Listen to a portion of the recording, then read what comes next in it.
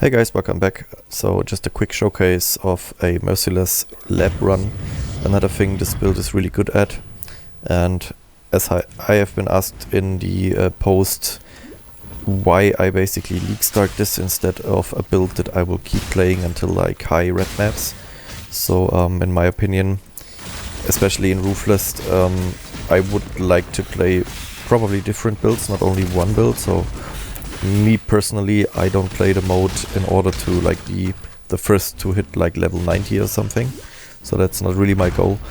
Rather, I just want to have fun with the build mode and the scarcity to build a few different build ideas. And for giving me the necessary support gems and rares that I need for these different build ideas, I need a build that can reliably just league start and farm a lot of rares and uniques and whatever support gems and so on.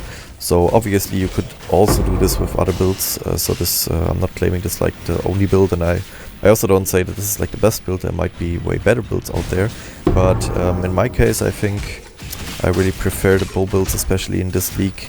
They've been substantially buffed with all the changes that we currently have in 3.21, and yeah, it's just a very mobile build as well, so you get a lot of movement speed, which is quite enjoyable. Many other builds are lacking this, so for this build I rather die sometimes, and I didn't die too often as we have seen in the last video in the build guide, but I rather die sometimes instead of taking like ages to complete stuff, right? So especially when you're farming with magicfind, speed is really the key, because you cannot really get item quantity on gear that easily, so you might drop a Venture's Gamble. That might happen, but it might as well not happen, so I haven't found one in playing this build for a good week or almost two. But yeah, so item rarity is another thing. You can craft it yourself basically, so you can just basically pick up any gold amulet. So I crafted this one myself, for example. I found this helmet which has 30 rarity and I got 75 item rarity, and if you combine that with a gold flask, which is usually up when I'm mapping, you got like 100 item rarity, which is really good actually for Ruthless. So you will drop a lot of rares and a lot of uniques, and if you do this fast, then you will have a lot of stuff to try out other builds.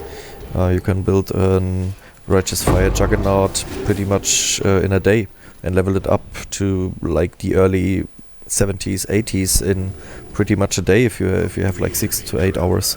So yeah, that's the reason I started this build. And as you can see, lab runs are also really simple and really fast.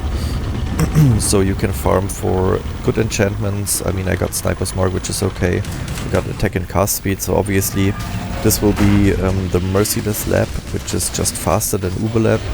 And as Uber Lab doesn't really provide any bonuses to ascendancies, I just prefer to run Merciless Lab really fast.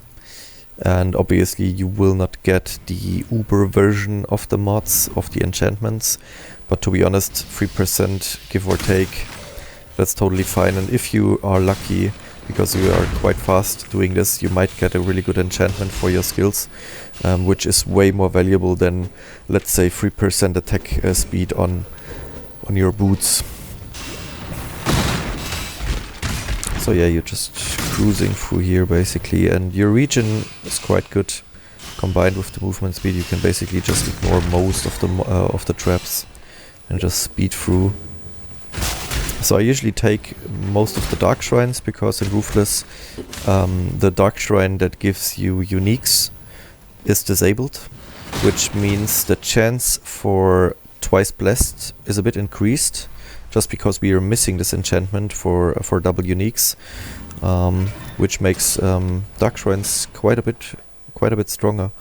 So let's just see where the Dark Shrine is. So there's none currently here.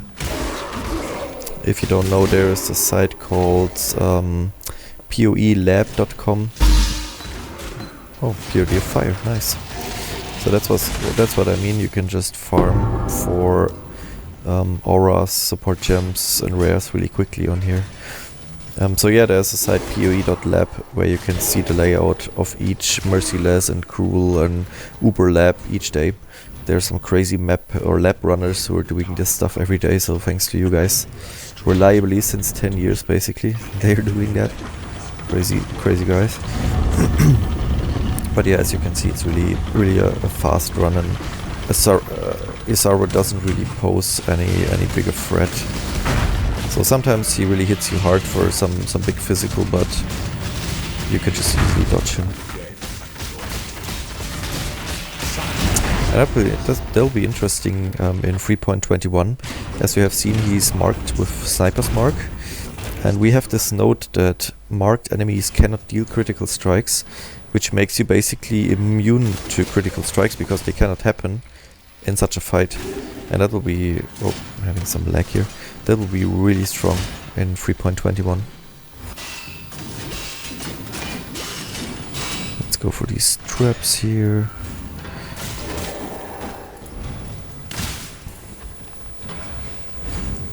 Alright, so I'm just focusing speed here. So there's a dark shrine in this area. I'm quickly going to try and find it. Not this way. That can be sometimes a bit tricky, but usually in Merciless Lab you do get pretty simple layouts compared to Uber Lab. So there's a silver door, it won't be here I guess. And you can easily find the dark shrine with your movement speed, and sometimes you get the movement speed dark shrine, which increases your movement speed by 60%, which is just ridiculous. With a Quicksilver Flask up, you have up to like 200% movement speed, which is absolutely bonkers, and you can just speed through. This build is also quite good for farming currency, because you kill so many mobs. Obviously you do not have item quantity, so I haven't found any piece of gear with item quantity yet. But killing a lot of mobs is basically your item quantity, because you're just fast, and the more stuff you kill, the more stuff you find. And paired with the item rarity, it's working quite well for League Start in my opinion. Alrighty. That's also the reason I run 2 Quicksilver Flasks, because in Ruthless each Quicksilver Flask only lasts for like 2 seconds I think. With quality it's 2.4 seconds, so not really a lot more, but it's just really good to run 2 of those. I mean, if you want to be more tanky in maps, you can then switch to 1 Quicksilver Flask, because you're quite fast anyway, so it doesn't really make too much of a difference. But another thing that was announced yesterday, I think, is that we will get a movement skill that you can use in the presence of a unique mob, which will be really interesting for bossing basically on every build.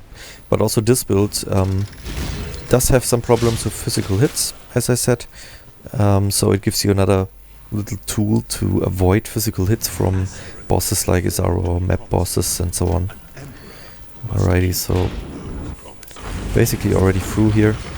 So I guess that was like 2-3 minutes. Obviously you can do this way faster by just running it a few times and learning the layout. Place down your... well, having some lags. It's a bit annoying today, but yeah, just place down your stuff and he dies really quickly. Alright, and here we are. Unfortunately we didn't get twice blessed, but I could have farmed for more dark shrines. So mirror error doesn't really do anything for us. Suppress spell damage isn't bad actually, but I think in my case I'm just fine. So I'm just gonna pick any pair of boots. So what I do, I save basically a pair, or basically all the rares that are interesting, that are good, are saved in different tabs here. Also some of the uniques I keep in here for leveling, like a new character for example. And then you can just search for life and movement speed, and as you have seen, I have enchanted these pair of boots with some decent stuff, because I'm not wasting halfway decent enchantments. The only thing that you have to note, for example, these boots here require level 8, and if I enchant them now with an enchantment that is level 66, I think it increases the level at which you can use them. I'm not sure if it still does, but it used to do that in the past.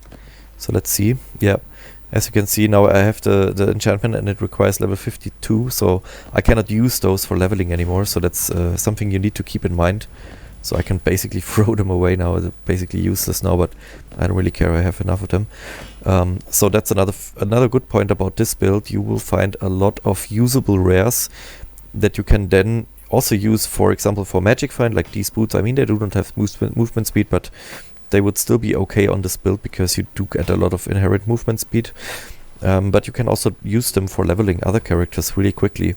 And that's what I meant about you do not need to play this build until like maybe even a week into the league. So this is really like a league starter for the first 1 or 2 weeks, and then you can just start your main character in parallel, and you will just have a lot of useful rares that will make leveling the other character really quickly, right, and really efficiently. And you have a lot of bases as well.